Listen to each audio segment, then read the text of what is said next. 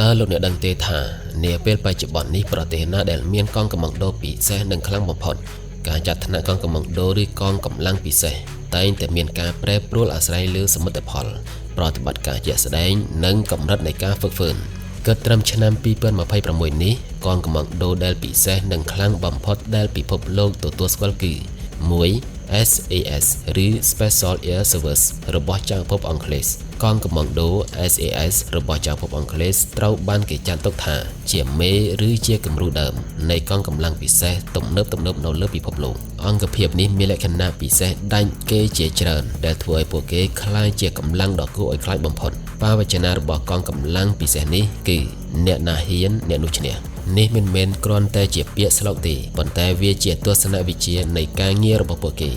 SAS ផ្ដោតលើការហ៊ានធ្វើអ្វីដែលគេស្មានមិនដល់ការប្រើប្រាស់យុទ្ធសាស្ត្រដែលសត្រូវនឹកមិនឃើញនិងការសម្រេចចិត្តដ៏ក្លាហានក្នុងស្ថានភាពអាសន្នបំផុតចំពោះដំណើរការជ្រើសរើសដ៏តឹងរ៉ឹងបំផុត SAS មានដំណើរការជ្រើសរើសដែលពិបាកបំផុតមួយក្នុងលោកដែលមានអត្រាធ្លាក់រហូតដល់90ទៅ95%មានដូចជាការដើរចម្ងាយឆ្ងាយក្នុងភ្នំដោយស្ពាយសម្លៀកបំពាក់និងសម្ភារៈធ្ងន់ៗ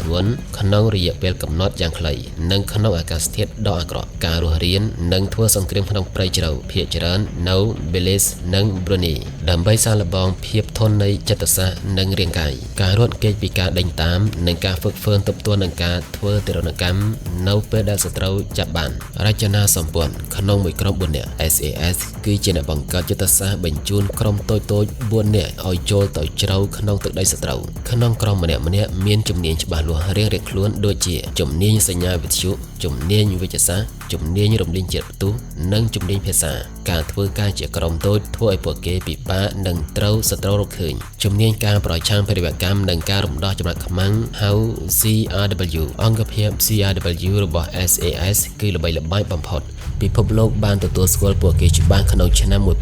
1980តាមរយៈប្រតិបត្តិការ Nimrod នៅពេលដែលពួកគេបានសម្រុកចូលស្ថានទូតអ៊ីរ៉ង់ក្នុងទីក្រុងឡុងដើម្បីរំដោះចំណាត់ខ្មាំងនៅចំពោះមុខកាមេរ៉ាទូរទស្សន៍ផ្សាយផ្ទាល់រូបភាពកម្លាំងដូក្នុងឈុតខ្មៅពាក់ម៉ាស់ការពារហ្គាបានក្លាយជារូបភាពតំណាងនៃកងកម្លាំងពិសេសចាប់តាំងពីពេលនោះមកការហ្វឹកហ្វឺនពហុជំនាញសមាជិក SAS ម្នាក់ត្រូវមានជំនាញដែលអាចប្រតិបត្តិការបានគ្រប់ស្ថានភាពដូចជាការលួចឆន្ទយោងពីកម្ពស់ខ្ពស់ប្រតិបត្តិការតាមទឹកជារឿយៗធ្វើការជាមួយកង SBS ការធ្វើសង្គ្រាមក្នុងតំបន់ភ្នំនិងតំបន់ទឹកកកភាពស្ងប់ស្ងាត់ខ្ពស់មិនដូចកងកម្លាំងពិសេសខ្លះដែលចូលចាត់បង្ហាញមុខមាត់ឬធ្វើភាពយន្តនោះទេ SAS ប្រកាន់ខ្ជាប់នូវភាពស្ងប់ស្ងាត់សមាជិករបស់ពួកគេមិនត្រូវបានអនុញ្ញាតឲ្យបង្ហាញអត្តសញ្ញាណជាសាធារណៈឡើយសូម្បីតែក្រោយពេលចូលនិវត្តន៍ក៏ត្រូវមានការប្រុងប្រយ័ត្នខ្ពស់ការច្នៃប្រឌិតនិងបច្ចេកវិទ្យាគិតត្រឹមឆ្នាំ2026 SAS បានរួមបញ្ចូលបច្ចេកវិទ្យាទំនើបដូចជាការប្រើដ្រូនខ្នាតតូចសម្រាប់ស៊ើបការក្នុងអគារជំនាញក្នុងការលួចចូលប្រព័ន្ធបច្ចេកវិទ្យាសត្រូវនៅសមរភូមិផ្ទាល់សម្លៀកបំពាក់និងសម្ភារៈដែលមិនឆ្លុះកាំរស្មី Infrared ដើម្បីបិទបាំងពីឧបករណ៍ចាប់កម្ដៅរបស់សត្រូវជាគ្រូរបស់កងកម្លាំងដទៃកងកម្លាំងពិសេសល្បីៗដូចជា Delta Force របស់សហរដ្ឋអាមេរិកត្រូវបានបង្កើតឡើងដោយឯកលើគំរូនឹងការណែនាំពី SAS លោក Charles Beckwith ដែលជាស្ថាបនិក Delta Force ធ្លាប់បានទៅហ្វឹកហ្វឺននិងបម្រើការជាមួយ SAS ដើម្បីយកចំណេះដឹងមកបង្កើតអង្គភាពរបស់ខ្លួនសរុបមក SAS មិនមែនខ្លាំងតែលើអាវុធនោះទេប៉ុន្តែគឺខ្លាំងលើបញ្ញានិងស្មារតីពួកគេមានសមត្ថភាពអាចផ្លាស់ប្ដូរស្ថានភាពសង្គ្រាមទាំងមូលបានដោយប្រើប្រាស់មនុស្សត្រឹមតែ 2-3 នាក់ប៉ុណ្ណោះទី2 Navy SEAL របស់សហរដ្ឋអាមេរិកកងកម្លាំង Navy SEAL របស់សហរដ្ឋអាមេរិកមកពីពាក្យពេញថា Sea, Air and Land គឺជាកងកម្លាំងប្រតិបត្តិការពិសេសដ៏រឹងមាំនិងល្បីល្បាញបំផុតមួយនៅលើពិភពលោកពួកគេស្ថិតក្រោមបញ្ជាការដ្ឋានប្រតិបត្តិការពិសេសរបស់កងទ័ពជើងទឹកខាងក្រោមនេះគឺជាលក្ខណៈពិសេសដែលធ្វើឲ្យកងកម្លាំងដូ Navy SEAL ខុសប្លែកពីកងទ័ពធម្មតាសមត្ថភាពប្រតិបត្តិការបានគ្រប់ច្រកល្ហកដោយឈ្មោះរបស់ពួកគេស្រាប់ Navy SEAL ត្រូវបានហ្វឹកហ្វឺនដើម្បីប្រតិបត្តិការក្នុងគ្រប់មជ្ឈដ្ឋានដូចជាជំនាញហែលទឹកចម្ងាយឆ្ងាយការមុជទឹកបែបសម្ងាត់និងការវាយប្រហារពីលើទឹកការលោតឆន្ទយោងពីកម្ពស់ខ្ពស់ដើម្បីចូលទៅក្នុងតំបន់សត្រូវដោយស្ងាត់ការប្រយុទ្ធគ្នានៅលើដីគោកការដើរល្បាតក្នុងព្រៃភ្នំ និងទីក្រុងការហ្វឹកហ្វឺនយ៉ាងតឹងរ៉ឹងបំផុត Navy SEAL ត្រូវបានគេស្គាល់ថាមានវគ្គហ្វឹកហ្វឺនដែលពិបាកបំផុតមួយក្នុងโลกដែលហៅថា BUDS ដូចជា Hell Week សប្តាហ៍នរកវាគឺជាការហ្វឹកហ្វឺនរយៈពេល5ថ្ងៃកន្លះដែលបេក្ខជនត្រូវហ្វឹកហ្វឺនជាប់គ្នាដោយសម្រាប់បានត្រឹមតែ2ទៅ3ម៉ោងប៉ុណ្ណោះពួកគេត្រូវហែលទឹករត់ក្នុងភក់និងហ្វឹកហ្វឺនក្នុងស្ថានភាពត្រជាក់ខ្លាំងអត្រាបោះបង់ដោយសារភាពសាហាវនៃការហ្វឹកហ្វឺនជាមធ្យមបេក្ខជនប្រហែលតែ15ទៅ20% ប៉ុណ្ណោះដែលទទួលបានជោគជ័យនិងក្លាយជា SEAL ភាពរឹងមាំផ្នែកផ្លូវចិត្តលើពីកម្លាំងកាយ Navy SEAL ត្រូវបានគេសម្រិតសម្រាំងរកអ្នកដែលមានផ្លូវចិត្តដាច់ថែមពួកគេត្រូវបានបង្រៀនឲ្យចេះគ្រប់គ្រងការភ័យខ្លាចភាពតានតឹងនិងការឈឺចាំក្នុងស្ថានភាពអាសន្នបំផុតពាក្យស្លោករបស់ពួកគេគឺថ្ងៃដែលស្រួលបំផុតគឺកាលពីម្សិលមិញប្រតិបត្តិការសម្ងាត់និងការប្រឆាំងភេរវកម្មសៀលជំនាញបំផុតក្នុងកិច្ចការដូចជាការវាយឆ្មក់និងការចាប់ខ្លួនគោលដៅសំខាន់ៗការបង្ក្រាបភេរវកម្មដូចជាប្រតិបត្តិការសម្លាប់ Osama Bin Laden ក្នុងឆ្នាំ2011ដោយក្រុម SEAL Team 6និងការស៊ើបការសម្ងាត់នៅពីក្រោយខ្សែត្រៀមសត្រូវបច្ចេកវិទ្យានិងគ្រឿងបរិក្ខារទំនើបពួកគេប្រើប្រាស់អាវុធនិងឧបករណ៍បច្ចេកវិទ្យាចុងក្រោយបំផុតរួមមានឧបករណ៍មើលយប់នាវាមួយទឹកខ្នាតតូចសម្រាប់ដឹកជញ្ជូនកងទ័ពសម្ងាត់និងអាវុធដែលត្រូវបានកែច្នៃយ៉ាងពិសេសសម្រាប់ប្រតិបត្តិការនីមួយៗការធ្វើការជាក្រុមតូចៗផ្ទុយពីកងទ័ពធំៗ SEAL ជឿជាក់លើការប្រើប្រាស់ក្រុមតូចៗជាធម្មតា8ទៅ16នាក់ប៉ុន្តែមានប្រសិទ្ធភាពខ្ពស់ពួកគេម្នាក់ៗមានជំនាញច្បាស់លាស់រៀងៗខ្លួនដូចជាអ្នកដោះមីនអ្នកបាញ់ស៊ីបឬ Sniper គ្រូពេទ្យសមរភូមិនិងអ្នកជំនាញទំនាក់ទំនងជារួម Navy SEAL មិនត្រឹមតែជាទាហានដែលពូកែវាយតប់ប៉ុណ្ណោះទេប៉ុន្តែពួកគេគឺជាអ្នកដោះស្រាយបញ្ហាក្នុងស្ថានភាពដែលមិនអាចទៅរួចភាពអត់ធ្មត់ការលះបង់និងសមត្ថភាពសម្របខ្លួនទៅនឹងគ្រប់កលៈទេសៈគឺជាអ្វីដែលពួកគេក្លាយជាកងកម្លាំងវីរជនរបស់ពិភពលោកទី3 Delta Force របស់សហរដ្ឋអាមេរិកកងកម្លាំង Delta Force គឺជាកងកម្លាំងប្រតិបត្តិការពិសេសកម្រិតខ្ពស់បំផុតរបស់កងទ័ពជើងគោកសហរដ្ឋអាមេរិកវាត្រូវបានបង្កើតឡើងក្នុងឆ្នាំ1977ដោយវីរសេនាឯក Charles Beckwith ក្រោមគំរូតាមកងកម្លាំង SAS របស់អង់គ្លេសខាងក្រោមនេះគឺជាលក្ខណៈពិសេសដែលធ្វើឲ្យ Delta Force ក្លាយជាកងកម្លាំងដ៏ខ្លាំងពូកែបំផុតមួយលើโลกការជ្រើសរើសនិងការហ្វឹកហ្វឺនដ៏តឹងរ៉ឹងបំផុតបេក្ខជនភាគច្រើនត្រូវបានជ្រើសរើសចេញពីកងកម្លាំងពិសេសផ្សេងៗដូចជា Army Rangers និង Green Beret អត្រាជាបទាបមានតែបេក្ខជនប្រហែល5ទៅ10% ប៉ុណ្ណោះដែលឆ្លងកាត់ការជ្រើសរើសបានដោយជោគជ័យវិញ្ញាសាដ៏សាហាវបេក្ខជនត្រូវឆ្លងកាត់ការដើរចម្ងាយឆ្ងាយក្នុងព្រៃភ្នំដោយស្ពាយអីវ៉ាន់ធ្ងន់ម្នាក់ឯងក្នុងរយៈពេលកំណត់និងមិនមានផែនទីច្បាស់លាស់ដើម្បីសាកល្បងភាពធន់នៃរាងកាយនិងស្មារតីជំនាញឯកទេសនិងបេសកកម្ម Delta Force ផ្ដោតសំខាន់លើបេសកកម្មដែលស្មុគស្មាញបំផុតរួមមានការប្រឆាំងភេរវកម្មជាភារកិច្ចចម្បងក្នុងការកម្ចាត់ក្រុមភេរវករការសង្គ្រោះចំណាត់ខ្មាំងពួកគេគឺជាអ្នកជំនាញបំផុតក្នុងការវាយឆ្មក់ចូលទៅក្នុងអគារឬយន្តហោះដើម្បីជួយសង្គ្រោះមនុស្សការចាប់ខ្លួនឬកម្ចាត់គោលដៅសំខាន់ដូចជាការតាមប្រមាញ់មេដឹកនាំភេរវករភាពស្ងប់ស្ងាត់កម្រិតខ្ពស់រដ្ឋាភិបាលអាមេរិកកម្រនឹងបញ្ជាក់ជាផ្លូវការអំពីប្រតិបត្តិការរបស់ Delta Force ណាសមាជិកកងកម្លាំងនេះមិនតម្រូវឲ្យស្លៀកឯកសណ្ឋានយោធាធម្មតានោះទេ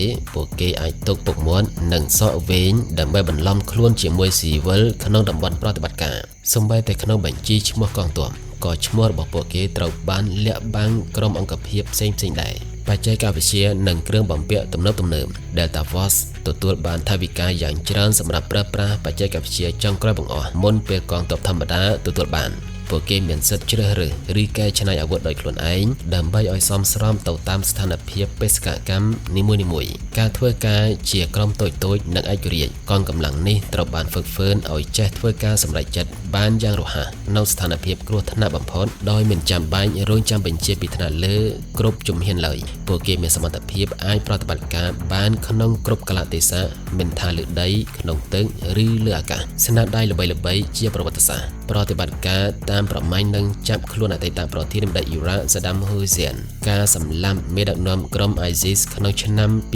2019សង្គ្រាមនៅអាហ្គានីស្ថាននិងអ៊ីរ៉ាក់ពួកគេបានដើរតួយ៉ាងសំខាន់ក្នុងការវាយកម្ចាត់ក្រុមអ៊ីកាយដានិងតាលីបង់សរុបមក Delta Force គឺជាដាវដ៏មុតស្រួចរបស់សហរដ្ឋអាមេរិកសម្រាប់ដោះស្រាយបញ្ហាណាដែលកងទ័ពធម្មតាមិនអាចធ្វើបានដោយប្រើប្រាស់កម្លាំងតិចប៉ុន្តែមានប្រសិទ្ធភាពខ្ពស់និងសម្ងាត់បំផុតទី4 Zayed Matkal របស់អ៊ីស្រាអែលកងកម្លាំងដូ Zayed Matkal គឺជាកងឯកភាពពិសេសនិងឆ្នើមបំផុតមួយរបស់កងទ័ពការពារអ៊ីស្រាអែល IDF វាត្រូវបានគេស្គាល់ថាជាអង្គភាព269ដែលស្ថិតនៅក្រោមការបញ្ជាផ្ទាល់ពីអគ្គសេនាធិការនៃកងទ័ពអ៊ីស្រាអែលខាងក្រោមនេះគឺជាលក្ខណៈពិសេសដែលធ្វើឲ្យកងកម្លាំងដូមួយនេះល្បីល្បាញលើពិភពលោកតួនាទីចម្បងខុសពីកងកម្លាំងដូផ្សេងទៀត Zayed Matkal មានតួនាទីចម្បងក្នុងការប្រមូលព័ត៌មានសម្ងាត់នៅពីក្រោយខ្សែត្រៀមរបស់សត្រូវពួកគេត្រូវបានបណ្ដុះបណ្ដាលឲ្យជ្រៀតចូលទៅក្នុងទឹកដីសត្រូវដោយសម្ងាត់បំផុតដើម្បីដំឡើងឧបករណ៍ស្ដាប់ការសម្ងាត់ឬតាមដានសកម្មភាពយោធាសត្រូវជំនាញសង្គ្រោះចំណាត់ខ្មាំងនិងប្រឆាំងភេរវកម្មក្រៅពីការប្រមូលព័ត៌មានពួកគេគឺជាអ្នកជំនាញលេខ1ក្នុងការសង្គ្រោះចំណាប់ខ្មាំងជាពិសេសនៅក្រៅប្រទេសប្រតិបត្តិការដែលល្បីល្បាញបំផុតគឺ Operation Entebbe ក្នុងឆ្នាំ1976នៅប្រទេសអ៊ូកាំងដាដែលពួកគេបានហោះហើរចម្ងាយរាប់ពាន់គីឡូម៉ែត្រដើម្បីទៅជួយសង្គ្រោះចំណាប់ខ្មាំងដោយជោគជ័យការជ្រើសរើសនិងការហ្វឹកហ្វឺនយ៉ាងតឹងរ៉ឹងការចូលទៅក្នុងអង្គភាពនេះគឺពិបាកបំផុតដូចជា GBAS ជាវគ្គសាកល្បងសមត្ថភាពរាងកាយនិងផ្លូវចិត្តរយៈពេលជាច្រើនថ្ងៃដោយគ្មានការសម្រាកដើម្បីចម្រាញ់យកតែអ្នកដែលខ្លាំងបំផុតរយៈពេលហ្វឹកហ្វឺនបេក្ខជនដែលជាប់ត្រូវហ្វឹកហ្វឺនរយៈពេល20ទៅ22ខែដែលរួមមានការរស់រានមានជីវិតក្នុងព្រៃវាលខ្សាច់ការប្រើប្រាស់អាវុធគ្រប់ប្រភេទការលោតឆាត់យោងការរុករកនិងការប្រយុទ្ធដោយដៃទទេភាពសម្ងាត់កម្រិតខ្ពស់សកម្មភាពភាគច្រើនរបស់ Zayed Matkal មិនត្រូវបានបង្ហាញជាសាធារណៈឡើយសូម្បីតែឈ្មោះសមាជិកក្នុងអង្គភាពក៏ត្រូវបានរក្សាជាសម្ងាត់បំផុតជាទូទៅប្រតិបត្តិការរបស់ពួកគេត្រូវបានដឹងឮលុះត្រាតែប្រតិបត្តិការនោះត្រូវបានបញ្ចប់ឬមានការសម្រេចចិត្តជាផ្លូវការពីរដ្ឋាភិបាលជារោងចក្របណ្ដុះបណ្ដាលមេដឹកនាំលក្ខណៈពិសេសមួយទៀតគឺសមាជិកនៃអង្គភាពនេះភាគច្រើនបានក្លាយជាអ្នកដឹកនាំកម្ពុជារបស់អ៊ីស្រាអែលមានដូចជាលោក Benjamin Netanyahu នាយករដ្ឋមន្ត្រីបច្ចុប្បន្នធ្លាប់ជាមេបញ្ជាការក្រុមក្នុងអង្គភាពនេះលោក Ehud Barak អតីតនាយករដ្ឋមន្ត្រីក៏ជាអតីតមេបញ្ជាការអង្គភាពនេះផងដែរលោក Naftali Bennett អតីតនាយករដ្ឋមន្ត្រីក៏ធ្លាប់បម្រើការក្នុងកងអង្គភាពនេះផងដែរបច្ចេកវិទ្យានិងការច្នៃប្រឌិតពួកគេតែងតែប្រើប្រាស់ឧបករណ៍បច្ចេកវិទ្យាចុងក្រោយបង្អស់ដែលជួនកាលត្រូវបានផលិតឡើងយ៉ាងពិសេសសម្រាប់តែបេសកកម្មមួយប៉ុណ្ណោះពួកគេត្រូវបានបណ្ដុះបណ្ដាលឲ្យចេះដោះស្រាយបញ្ហាភ្លាមៗនៅពេលស្ថិតក្នុងស្ថានភាពគ្រោះថ្នាក់គំរូតាម SAS របស់អង់គ្លេសZayed Matkal ត្រូវបានបង្កើតឡើងក្នុងឆ្នាំ1957ដោយយកគំរូតាមកង Special Air Service ឬ SAS របស់ចក្រភពអង់គ្លេសដោយប្រកាន់ខ្ជាប់នៅបវចនថាអ្នកដែលហ៊ានគឺជាអ្នកឈ្នះសង្ខេបមកវិញ Zayed Matkal មិនមែនគ្រាន់តែជាកងទ័ពដែលពូកែបាញ់បោះនោះទេប៉ុន្តែគឺជាកងកម្លាំងដែលមានបញ្ញាខ្ពស់ជំនាញបច្ចេកទេសជ្រៅជ្រះនិងមានសមត្ថភាពប្រតិបត្តិការដែលពិភពលោកស្ទើរតែមិនជឿថាអាចធ្វើទៅរួចទី5 GIGS របស់បារាំងកងកម្លាំងដូ GIGS គឺជាកងកម្លាំងពិសេសដ៏ល្បីល្បាញបំផុតមួយរបស់ប្រទេសបារាំងនិងនៅលើពិភពលោកពួកគេស្ថិតនៅក្រោមចំណុះរបស់កងរាជអាវុធហត្ថជាតិបារាំងហើយត្រូវបានគេទទួលស្គាល់ថាជាអង្គភាពដែលមានជំនាញខ្ពស់ខាងការប្រឆាំងភេរវកម្មនិងការរំដោះចំណាត់ខ្មាំងខាងក្រោមនេះគឺជាលក្ខណៈពិសេសដែលធ្វើឲ្យ GIGN ក្លាយជាកងកម្លាំងដ៏ខ្លាំងពូកែបេសកកម្មចម្បង GIGN ត្រូវបានបង្កើតឡើងក្នុងឆ្នាំ1974ជាពិសេសដើម្បីឆ្លើយតបទៅនឹងការវាយប្រហារភេរវកម្មនិងការចាប់ចំណាត់ខ្មាំងបេសកកម្មចម្បងរួមមានការប្រឆាំងភេរវកម្មទាំងក្នុងដីគោកលើទឹកនិងតាមផ្លូវអាកាសការរំដោះចំណាត់ខ្មាំងនេះគឺជាជំនាញឯកទេសបំផុតរបស់ពួកគេឧទាហរណ៍ការរំដោះចំណាត់ខ្មាំងលើ Air France ឆ្នាំ1994ការការពារឥស្សរជន VIP Protection ការពារប្រធានាធិបតីបារាំងនិងមន្ត្រីជាន់ខ្ពស់នៅតំ បន់គ្រោះថ្នាក់ការបង្ក្រាបអក្រិតកម្មមានអង្គការចាត់តាំងចាប់ខ្លួនអក្រិតជនគ្រោះថ្នាក់បំផុតការជ្រើសរើសនិងការហ្វឹកហ្វឺនយ៉ាងតឹងរ៉ឹងបំផុត GIGN ល្បីល្បាញដោយសារវគ្គហ្វឹកហ្វឺនដែលសាហាវបំផុតមួយក្នុងចំណោមកងកម្លាំងពិសេសទាំងអស់អត្រាជាផ្ទាបមានតែបេក្ខជនប្រហែល 5% ទៅ 10% ប៉ុណ្ណោះដែលមកពីកងរាជអាវុធហត្ថដែលអាចឆ្លងផុតវគ្គជ្រើសរើសរយៈពេលហ្វឹកហ្វឺនត្រូវការពេលជាង1ឆ្នាំដើម្បីក្លាយជាសមាជិកពេញសិទ្ធិជំនាញចម្រុះសមាជិកម្នាក់ៗត្រូវមានជំនាញជាច្រើនដូចជាការបាញ់កាំភ្លើងស៊ីបការមុជទឹកការលោតឆាត់យងពីកម្ពស់ខ្ពស់ការប្រើប្រាស់គ្រឿងផ្ទុះនិងការប្រយុទ្ធដោយដៃទទេជំនាញបាញ់កាំភ្លើងស៊ីបសមាជិក GIGN ត្រូវបានចាត់ទុកថាជាអ្នកបាញ់កាំភ្លើងស៊ីបដ៏ពូកែបំផុតនៅលើពិភពលោកពួកគេមានវគ្គហ្វឹកហ្វឺនពិសេសមួយហៅថាការបាញ់ដោយទំនុកចិត្តដែលសមាជិកម្នាក់ត្រូវបាញ់គោលដៅតូចមួយដែលដាក់នៅលើទ្រូងរបស់សមាជិកម្នាក់ទៀតដោយពាក់អាវការពារគ្រាប់ដើម្បីបង្ហាញពីភាពច្បាស់លាស់និងទំនុកចិត្តលើគ្នាទៅវិញទៅមកអាវុធនិងសម្ភារៈទំនើបGIGN ប្រើប្រាស់អាវុធចម្រុះប៉ុន្តែមានអាវុធមួយចំនួនដែលជាសញ្ញាសម្គាល់របស់ពួកគេដូចជា MR73 ទោះបីជាបច្ចុប្បន្នមានកាំភ្លើងខ្លីទំនើបប៉ុន្តែសមាជិក GIGN ជាច្រើននៅតែប្រើប្រាស់កាំភ្លើង Rollo MR73 ដែលជានិមិត្តរូបនៃភាពត្រឹមត្រូវនិងកម្លាំងបំផ្លាញរបាំងមកការពារគ្រាប់ពួកគេល្បីខាងប្រើមួកសុវត្ថិភាពដែលមានរបាំងមកការពារគ្រាប់យ៉ាងក្រាស់ដែលជាសញ្ញាសម្គាល់ដ៏គួរឲ្យខ្លាចនៅពេលពួកគេឆ្មក់ចូលបច្ចេកវិទ្យាខ្ពស់ការប្រើប្រាស់ដ្រូននិងមនុស្សយន្តសម្រាប់ស៊ើបការក្នុងស្ថានភាពគ្រោះថ្នាក់បាវចនាបដិញ្ញាចិត្តដើម្បីជីវិតបាវចនានេះមានអត្ថន័យពីរយ៉ាងគឺការបដិញ្ញាចិត្តការពារជីវិតមនុស្សពីជនមកខ្មាំងទោះក្នុងតម្លៃណាក៏ដោយការលះបង់ជីវិតខ្លួនឯងដើម្បីបំពេញភារកិច្ចទស្សនវិជ្ជារបស់ពួកគេគឺការបាញ់ដើម្បីបញ្ឈប់មិនមែនដើម្បីសម្លាប់ប្រសិនបើអាចធ្វើទៅបានប៉ុន្តែពួកគេនឹងមិនស្ទាក់ស្ទើរក្នុងការប្រើកម្លាំងបាយដាច់ខាតប្រសិនបើចាំបាច់គេឈ្មោះជាអន្តរជាតិ GIGN មិនត្រឹមតែប្រតិបត្តិការក្នុងប្រទេសបារាំងប៉ុណ្ណោះទេប៉ុន្តែពួកគេក៏ជួយបណ្ដុះបណ្ដាលកងកម្លាំងពិសេសរបស់ប្រទេសដទៃទៀតផងដែរពួកគេត្រូវបានគេចាត់ទុកថាជាគ្រូក្នុងផ្នែករំដោះចំណាត់ខ្មាំងក្នុងយន្តហោះនិងទីកន្លែងចង្អៀតសរុបមក GIGN គឺជាការរួមបញ្ចូលគ្នានៃភាពវៃឆ្លាតភាពអត់ធ្មត់និងភាពជាក់លាក់បំផុតពួកគេមិនមែនគ្រាន់តែជាទាហានដែលចេះតែប្រើកម្លាំងបាយនោះទេប៉ុន្តែគឺជាអ្នកជំនាញដែលប្រើខួរក្បាលនិងបច្ចេកទេសដើម្បីដោះស្រាយវិបត្តិដែលពិបាកបំផុតទី6 Alpha Group របស់រុស្ស៊ីកងកម្លាំងដូ Alpha Group គឺជាអង្គភាពកងកម្លាំងពិសេសដ៏ឆ្នើមនិងមានឥទ្ធិពលបំផុតមួយរបស់រុស្ស៊ីអង្គភាពនេះស្ថិតនៅក្រោមការគ្រប់គ្រងផ្ទាល់របស់ស្ថាប័នសន្តិសុខសហព័ន្ធ SSB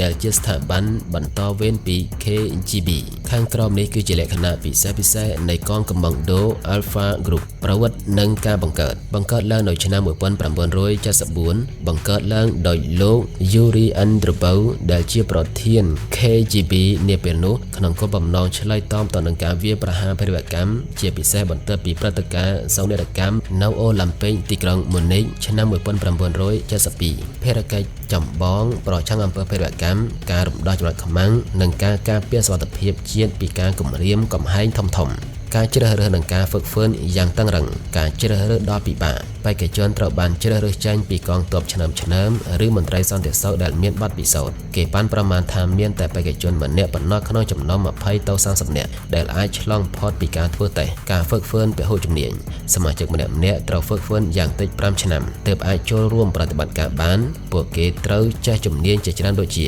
ការបាញ់កាំភ្លើងគ្រប់ប្រភេទការប្រយុទ្ធដោយដៃទទេការប្រើប្រាស់គ្រឿងផ្ទុះការមុជទឹកការលោតឆាត់យងនិងជំនាញចរចាភាពធន់នៃចិត្តសាស្ត្រក្រៅពីកម្លាំងកាយពួកគេត្រូវបានហ្វឹកហ្វឺនឲ្យមានស្មារតីរឹងមាំខ្លាំងអាចរក្សាភាពស្ងប់ស្ងាត់ក្នុងស្ថានភាពគ្រោះថ្នាក់បំផុតជំនាញឯកទេសនិងយុទ្ធសាស្ត្រការរំដោះចំណាត់ខ្មាំង Alpha Group ល្បីល្បាញបំផុតខាងការវាយឆ្មក់ចូលអគារយន្តហោះឬរថភ្លើងដើម្បីសង្គ្រោះចំណាត់ខ្មាំងប្រតិបត្តិការសម្ងាត់ពួកគេជារឿយៗធ្វើការក្នុងសម្លៀកបំពាក់ស៊ីវិលឬឯកសណ្ឋានដែលគ្មានស្លាកសញ្ញាដើម្បីបង្កប់ខ្លួនក្នុងចំណោមមហាជនការប្រើប្រាស់កម្លាំងបុកយុទ្ធសាស្ត្ររបស់ពួកគេច្រើនតែផ្ដោតលើល្បឿននិងភាពភ្ញាក់ផ្អើលដោយប្រើប្រាស់កម្លាំងខ្លាំងដើម្បីបង្ក្រាបសត្រូវក្នុងរយៈពេលដ៏ខ្លីបំផុតគ្រឿងបំពាក់និងអាវុធទំនើបAlpha Group ប្រើប្រាស់អាវុធទំនើបបំផុតរបស់រុស្ស៊ីដូចជាត្រកូលអាវការកម្រិតខ្ពស់កាំភ្លើងបាញ់ស៊ីប VSS Vintorez និងពេលខ្លះប្រើប្រាស់ឧបករណ៍បច្ចេកវិទ្យារបស់បច្ចឹមប្រទេសផងដែរ ពួកគេមានឧបករណ៍ការពារខ្លួនយ៉ាងក្រាស់និងទំនើបរួមទាំងមួកសុវត្ថិភាពដែលមានកញ្ចក់ការពារគ្រាប់និងខែលការពារគ្រាប់ធន់ធ្ងន់ប្រតិបត្តិការល្បីៗជាប្រវត្តិសាស្ត្រប្រតិបត្តិការ Storm 343ក្នុងឆ្នាំ1979ការវាយលុកវិមានរបស់ប្រធានាធិបតីអាហ្វហ្គានីស្ថានដែលជាប្រតិបត្តិការដ៏ល្បីល្បាញបំផុតមួយក្នុងប្រវត្តិសាស្ត្រកងកម្លាំងវិបត្តិរោមហោស្រពមូស្គូឆ្នាំ2002ការចូលរំដោះចំណាប់ខ្មាំងជាង800នាក់ដែលត្រូវបានភេរវករជ័យឈ្នីចាប់ខ្លួនវិបត្តិសាលារៀន Bisland ឆ្នាំ2004បើទោះបីជាមានការបាត់បង់ជីវិតច្រើនប៉ុន្តែ Alpha Group បានដើរតួនាទីយ៉ាងសំខាន់ក្នុងការកម្ចាត់ក្រុមខ្មាំងកំភ្លើង